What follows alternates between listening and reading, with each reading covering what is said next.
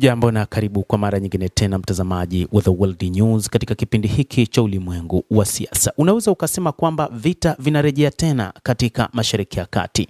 Ni baada ya kile kilichotangazwa na jeshi la Iran kwamba limefanya mashambulizi katika maeneo 85 ya kijeshi ya Marekani nchini Kuwait pamoja na Bahrain.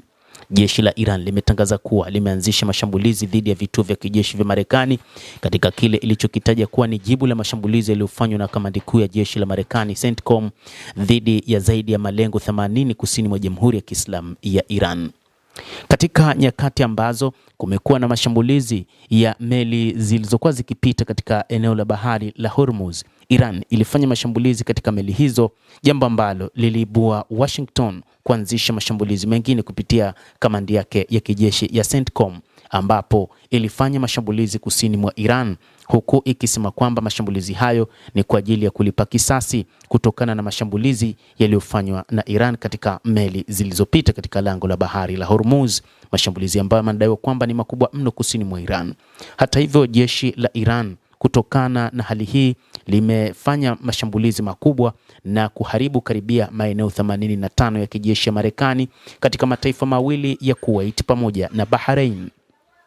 Katika taarifa iliyotolewa leo Jumatano ya Julai 8, IRGC ilidai kuwa Marekani ilikiuka makubaliano ya kusitisha mapigano na makubaliano ya Islamabad kwa kufanya mashambulizi ya anga mapema asubuhi dhidi ya vituo vya pwani na maeneo ya kiraia katika mikoa ya Hormozgan na Manshahar.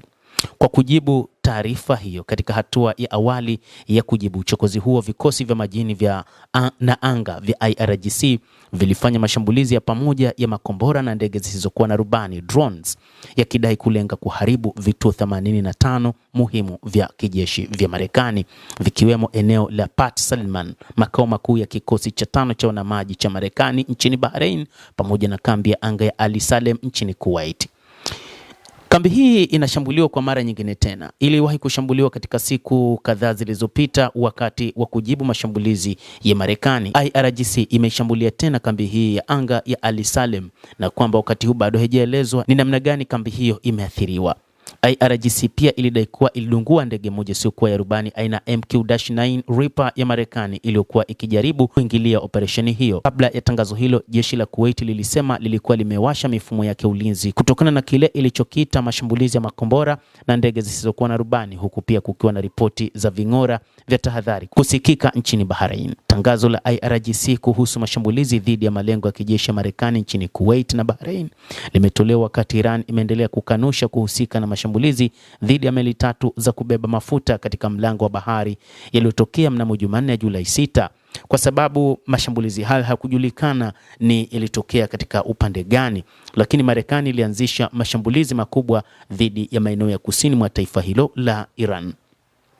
Mashambulizi hayo yamezua mzozo mpya wa kijeshi kati ya Iran na Marekani, wakati Iran ikikanusha kuhusika. Qatar, Saudi Arabia na Marekani zimelaumu IRGC kwa kuhusika na mashambulizi dhidi ya meli hizo.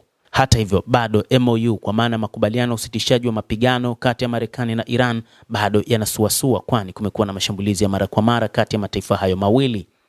Hata hivyo, wakati huu bado inasubiriwa ni nini ambacho kitatokea, hasa baada ya kipindi cha mazishi ya Ayatollah Al-Khamenei, kutokana na kauli ya rais wa Marekani Donald Trump, ambaye alidiriki kusema kwamba ana uwezo wa kufanya shambulizi pale ambapo watu wamekusanyika. Mtazamaji wa The World News, endelea kutufuatilia, lakini nikusihi usisahau kulike, usisahau kucomment, kadhalika kusubscribe channel yetu hii ili upate habari hizi kwa mapana kupitia hapa The World News.